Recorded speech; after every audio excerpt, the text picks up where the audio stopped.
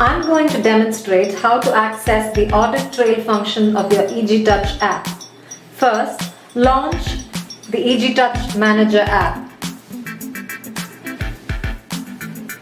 Then, select the lock you wish to pair it with. Power on the shackle by firmly pressing the shackle towards the base once. At the bottom of the screen, select the Audit Trail function icon.